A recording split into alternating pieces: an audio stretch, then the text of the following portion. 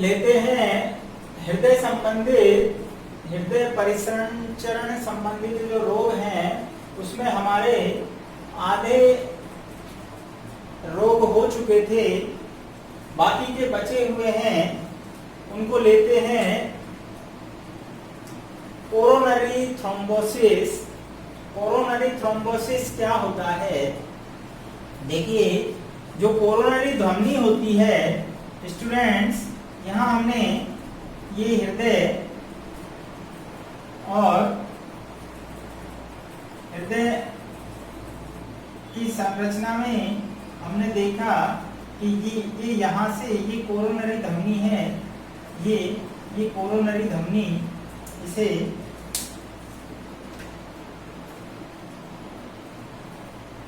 ये कोरोनरी धमनी है।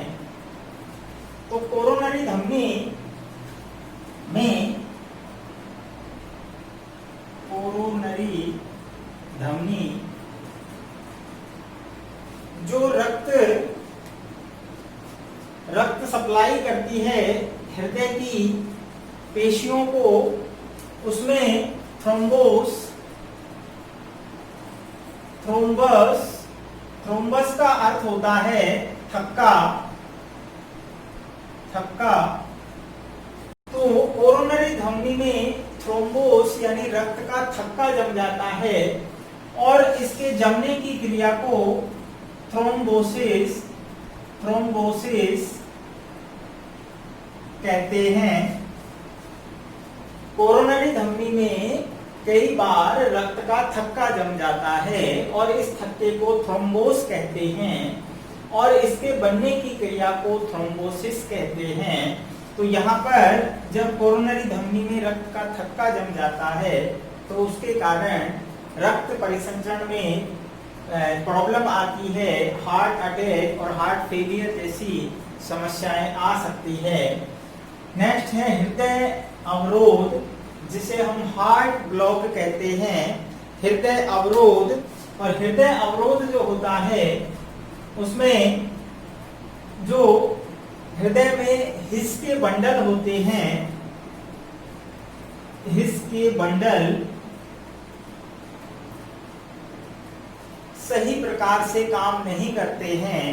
तो स्टूडेंट्स, हिस के बंडल ठीक से कार्य नहीं करते।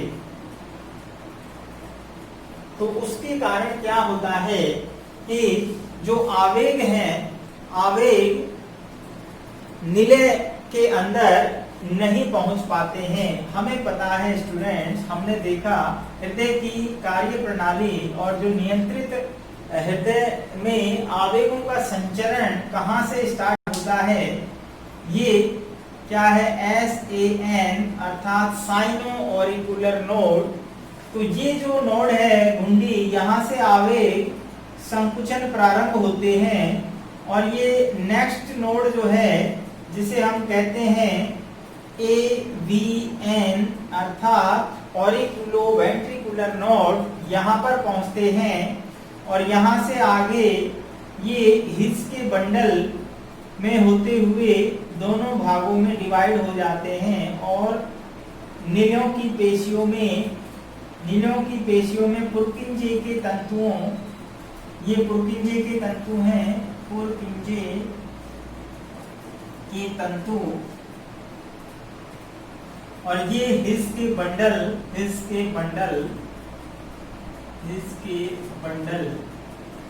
तो आप समझिए इसको कि साइनो ऑरिकुलर नोड जो है जिसे पेसमेकर कहते हैं,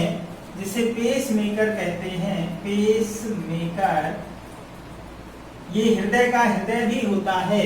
तो यहाँ से आवेग प्रारंभ होते हैं, AVN नोड के पास आते हैं, यहाँ से आगे हिस के बंडल के द्वारा और पुरकिंजे के तंतुओं में अर्थात नीले पेशियों में संचारित हो जाते हैं।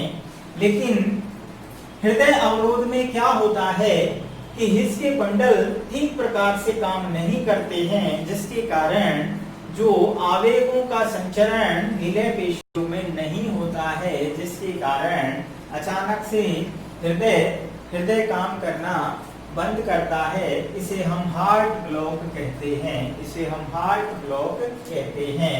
नेक्स्ट है पेरिकार्डियटिस। पेरिकार्डियटिस, पेरिकार्डियटिस में हमने पढ़ा है हृदय के चारों ओर पेरिकार्डियम, पेरिकार्डियम का दोहरा आवरण होता है।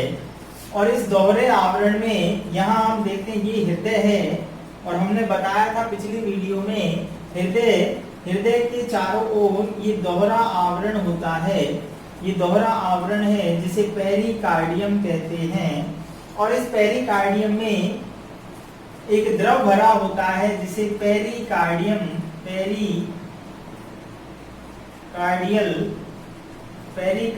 द्रव कहते हैं, पेरिकार्डियल द्रव। और ये पेरिकार्डियल द्रव अचानक से इसकी मात्रा बढ़ जाती है जीवाणु संक्रमण के कारण। किसके कारण? जीवाणु संक्रमण के कारण, जीवाणु संक्रमण के कारण पेरिकार्डियल फ्लूइड जो है उसकी मात्रा बढ़ जाती है, और उसी के कारण हृदय की दीवारों पर प्रेशर पड़ता है, और इसे ही हम पेरिकार्डियटिस कहते हैं, इसे हम पेरिकार्डियटिस कहते हैं। नेक्स्ट हम लेते हैं, नेक्स्ट है एनीमिया। एनीमिया, तो एनीमिया हम सभी जानते हैं, इसे हम रक्त अल्पता भी कहते हैं, रक्त अल्पता। एनीमिया को हम रक्त अल्पता भी कहते हैं, अर्थात रक्त में हीमोग्लोबिन की कमी होना। हमें पता है एक स्वस्थ मनुष्य के रक्त में 14 ग्राम प्रति 100 ml हीमोग्लोबिन होता है। HB कितना होता है? 14 ग्राम प्रति 100 ml। यदि मान लीजिए ये कम हो जाता है, 10 या 10 से कम हो जाता है, 10 ग्राम या इससे बिलो कम हो जाता है, तो ऐसे व्यक्ति को एनीमिक या रक्त अल्पता वाला व्यक्ति कहते हैं।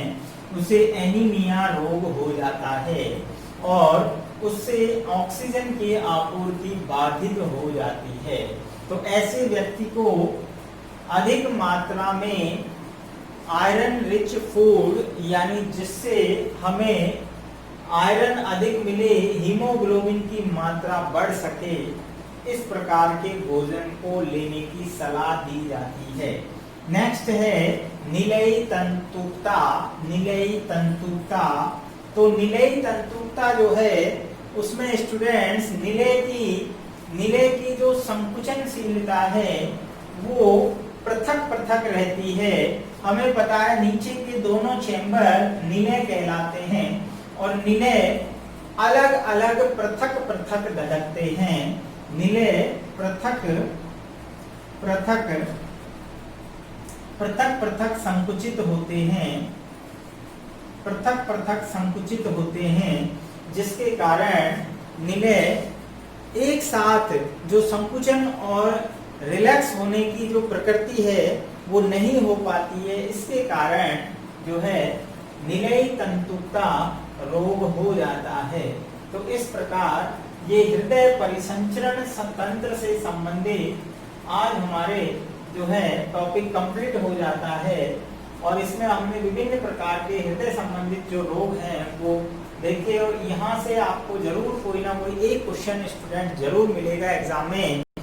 नेक्स्ट हमारा टॉपिक होगा रक्त परिसंचरण तंत्र के अलावा जो सहायक परिसंचरण तंत्र होता है जिसे हम लसीका तंत्र कहते हैं। तो मिलते हैं नेक्स्ट वीडियो में।